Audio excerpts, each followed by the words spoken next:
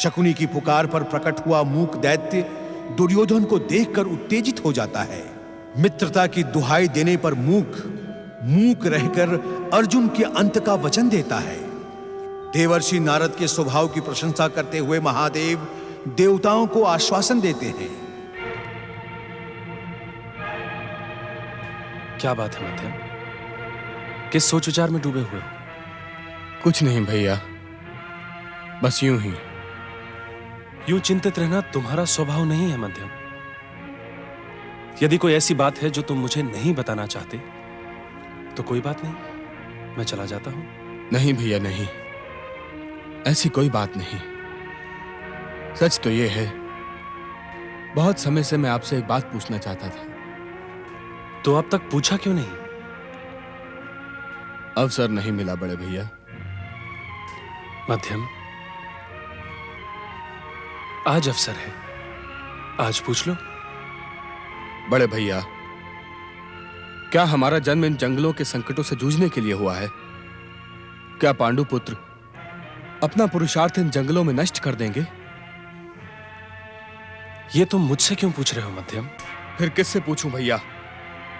यदि आपने रोक न दिया होता तो उस दिन हस्तिनापुर की राजसभा में दुष्ट दुर्योधन, कपटी शकुनी, पापी दुशासन और उस सारथी पुत्र कर्ण को यमलोक पहुंचा देता।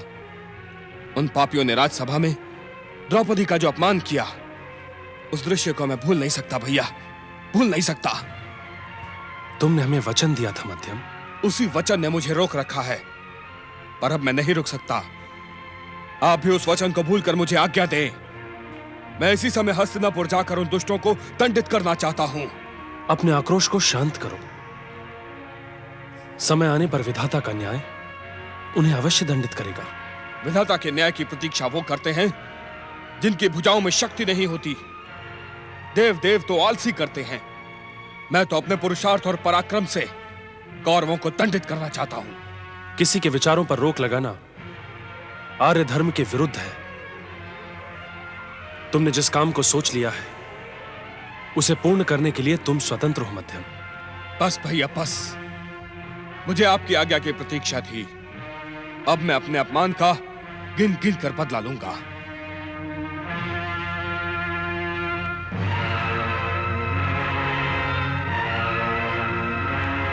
अब मैं कौरवों को दंडित करने के बाद ही आपके दर्शन करूंगा भैया। मुझे आशीर्वाद दें। आपने मुझे आशीर्वाद नहीं दिया भैया। मैं तुम्हें आशीर्वाद नहीं दे सकता मध्यम। तुम जिस अभियान की बात कर रहे हो उसके लिए मैं कभी सहमत नहीं हो सकता। परंतु अभी अभी आपने मुझे सहमति प्रदान की है। मैंने तुम्हारे विचारों की स्वतंत्रता को स्वीकारा था।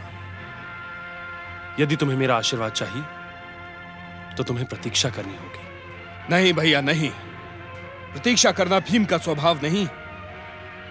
मेरे गुरु यदुश्रेष्ठ बलराम जी की सौगंध, कौरवों को दंडित करने के लिए मेरा रक्त उबल रहा है। तुम इस समय जो सोच रहे हो वो अपनी भुजाओं में उबलते हुए रक्त की उत्तेजना पर सोच रहे हो, और यह उत्तेजना अनुचित है। तुम्हारे बड़े भाई युधिष्ठिर ने द्यूत में अपनी पराजय को स्वीकार कर 12 वर्ष का वनवास और 1 वर्ष का अज्ञातवास स्वीकारा है। यदि तुम इस समय हस्तिनापुर जाओगे तो भविष्य तुम्हें अपने बड़े भाई की बात न मानने का दोषी ठहराने में संकोच नहीं करेगा। मध्यम, हर रात के बाद सुबह होती है। हमें संकट के समय को धैर्य और विवेक से जय करना है। आप ठीक कहते हैं भैया। मध्यम, ऐसा नहीं है कि इस स्थिति से हम दुखी नहीं हैं। दुख हमें भी है, परंतु दुखी होकर विवेक खोना हमारा स्वभाव नहीं है। क्योंकि हम जानते हैं कि सत्य कभी पराजित नहीं हो सकता। अधर्म उबल सकता है किंतु धर्म को नष्ट नहीं कर सकता। मध्यम, द्वारकाधीश श्री कृष्ण से मार्गदर्शन पाकर अनुज अर्जुन देवराज इंद्र से दीक्षित होकर देवाधिदेव भगवान शिव की आराधना कर रहा है। अनुज की सफलता हमारी विजय और दुखों के अंत का संदेश लेकर आएगी।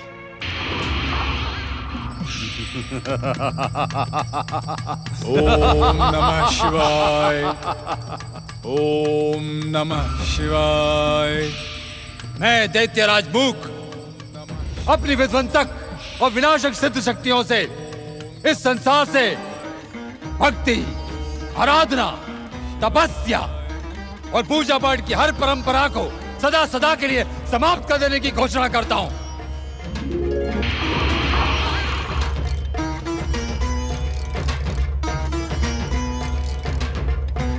मैंने अपने मित्र गांधार नरेश शकुनी और भांजे समान हस्तिनापुर युवराज सुयोधन को ये अभियान मूक रहकर संपन्न करने का वचन दिया था। पांडु पुत्रों का अंत ही मेरे मूक अभियान को संपन्न करेगा।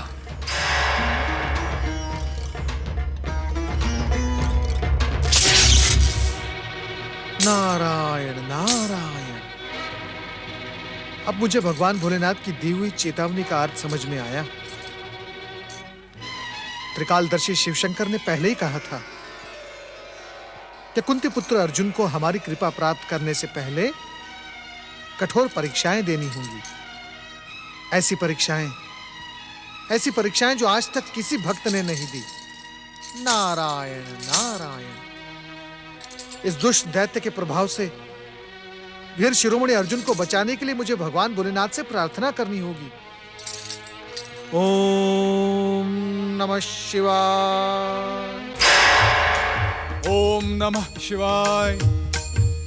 ओम नमः शिवाय। ओम नमः शिवाय। ओम नमः शिवाय। ओम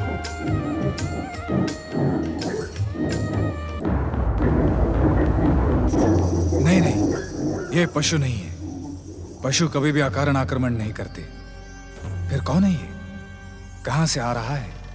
किसने भेजा है इसे? ये तो मेरे अनिष्ट की योजना बनाकर ही मेरी ओर आ रहा है। शास्त्रों में लिखा है, जिसे देखने से मन प्रसन्न हो जाए वह मित्र, और जिसे देखकर मन व्याकुल हो जाए वह शत्रु। ये निश्चित ही मेरा शत्रु है। इसे देखकर मेरा मन व्याकुल हो रहा है, परंतु इसे देखते ही मेरा हाथ स्वयं ही गांडीव की ओर जा रहा है। मेरी इंद्रियां प्रतिशोध की भावना से उत्तेजित हो रही है।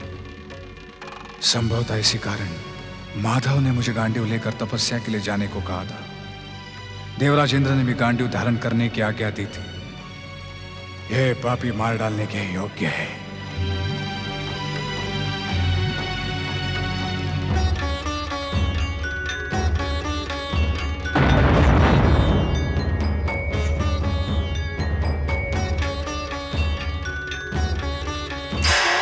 ओम नमः शिवाय। अरे भोलेनाथ कहाँ है? नारायण नारायण। और आज तो शिवगण भी नहीं दिखाई पड़ रहे हैं। शिवगण तो कैलाश का त्याग कभी नहीं करते। भोलेनाथ की सेवा में सदा तत्पर रहते हैं। शिव शिव शिव शिव शिव शिव शिव। अब मैं कुंती पुत्र महात्मा अर्जुन की सहायता कैसे करूंगा? नारायण नारायण। भोलेनाथ भोलेनाथ, आपका ये भक्त नारद संकट में है। भोलेनाथ मेरी रक्षा करें। भोलेनाथ कहाँ हैं आप?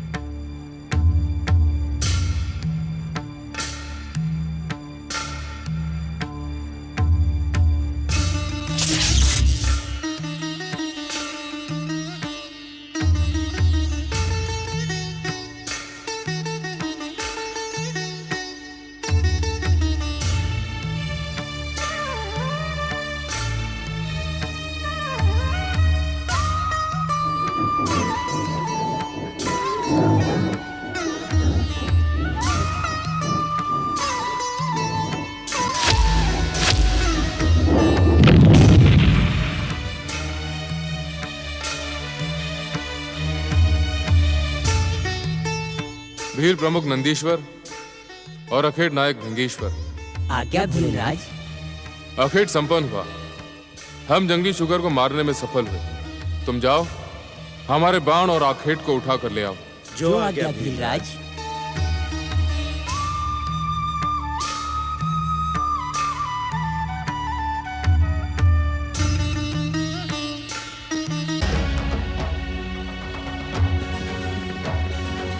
कौन हो तुम और मुझे मेरा आखेट उठाने से क्यों रोक रहे हो? मैं कौन हूँ ये पूछकर अपना अज्ञान प्रकट मत करो तपस्वी। मेरे वस्त्र ही मेरा परिचय है।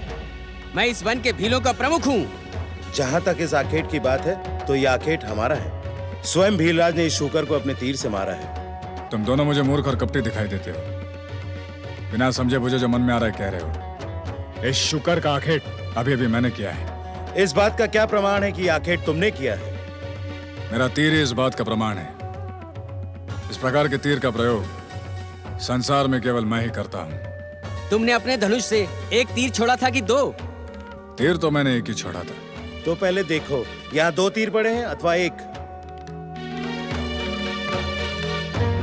तीर 1 हो या 2, मैं इतना जानता हूँ कि ये शुकर मेरे प्रहार से मरा है। मैं तो पहले ही समझ गया था कि ये कपटी है। भला कोई तपस्वी इस प्रकार अस्त्र शस्त्र धारण करके तपस्या करता है?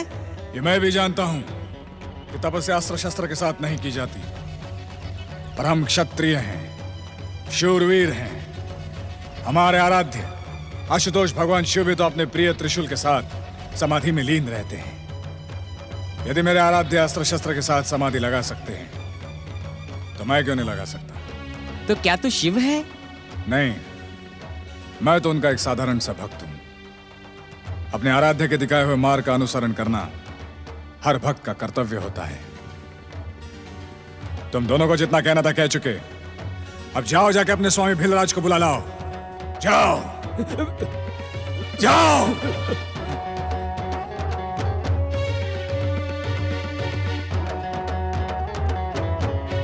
भीलराज, ये तपस्वी आपके आखेट को अपना आखेट कहने की भूल कर रहा है। तपस्वी के साथ साथ ये एक शूरवीर भी दिखाई दे रहा है। यदि ये केवल एक शूरवीर होता तो हम इसे बिना कुछ कहे ही दंडित करते, परंतु ये एक तपस्वी भी है, इसलिए इस पर प्रहार करने से पहले हम इसे सावधान कर देना अपना कर्तव्य समझते हैं। दूत, आज्ञा भीलराज। हम प्रहार के लिए इस पर शस्त्र उठाएं, उससे पहले जाकर इसे सावधान कर दो।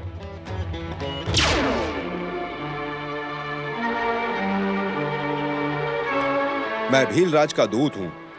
युद्ध से पहले मैं तुम्हें सावधान करने आया हूं तपस्वी।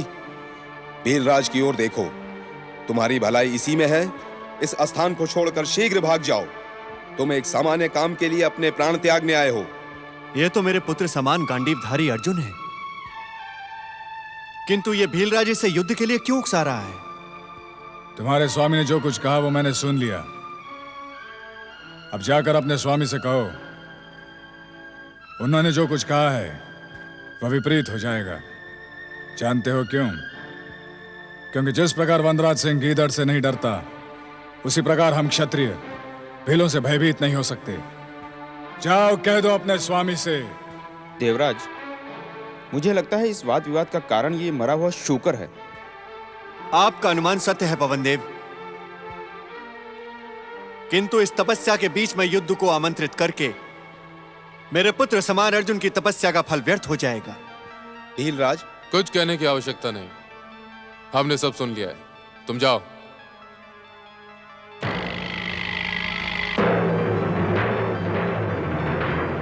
मुझे इस भीलराज को स्वयं जाकर रोकना होगा। रोकना ही नहीं, अपितु दंडित भी करना होगा। ठहरे देवराज इंद्र, ठहरे। इस समय आपका पृथ्वी पर जाना अनुचित है। नहीं देवर्षि, इस समय मुझे आपका रोकना अनुचित लग रहा है। मैं एक तपस्वी की सहायता करने जा रहा हूं। हर हर महादेव। देवराज इंद्र, विचार तो बड़ा उत्तम है, परंतु जाने से पूर्व इतना अवश्य देख लें कि आपके पुत्र के समान अर्जुन के साथ युद्ध करने वाला भीलराज उसके साथ द्वंद्व युद्ध करने जा रहा है अथवा अपने साथी भीलों के साथ उस पर आक्रमण। अर्थात ये देवराज इंद्र, यदि अर्जुन और भीलराज के मध्य द्वंद्व युद्ध होने जा रहा है तो आपके हस्तक्षेप का कोई स्थान नहीं रहता। जब दो व्यक्तियों के बीच द्वंद्व युद्ध लड़ा जा रहा हो तो तीसरे व्यक्ति की उपस्थिति स्वीकृत नहीं होती।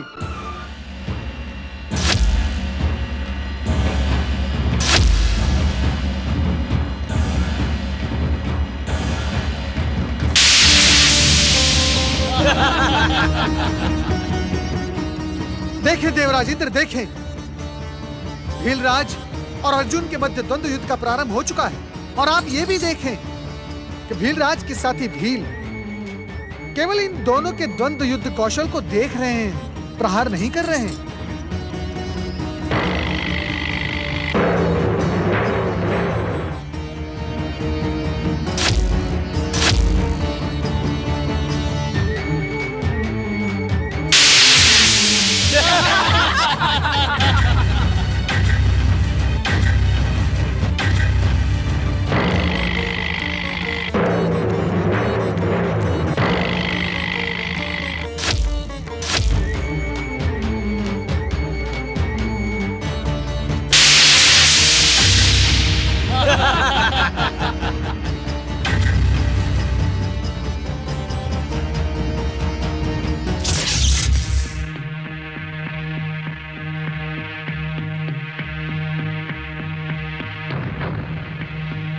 ए धनुर्धारी, तेरे सारे बाण तो व्यर्थ चले गए। यदि अब भी तुझ में शक्ति और साहस है तो आ मेरे साथ परशु युद्ध कर। मुझे आपकी चुनौती स्वीकार है।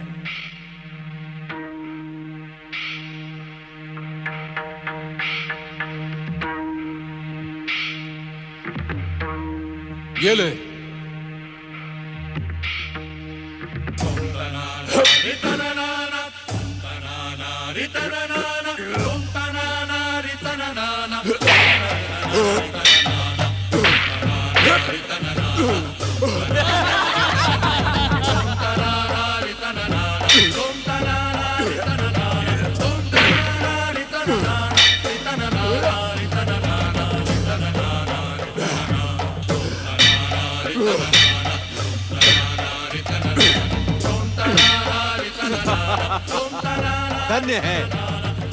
धन्य है कुंती पुत्र अर्जुन का पराक्रम।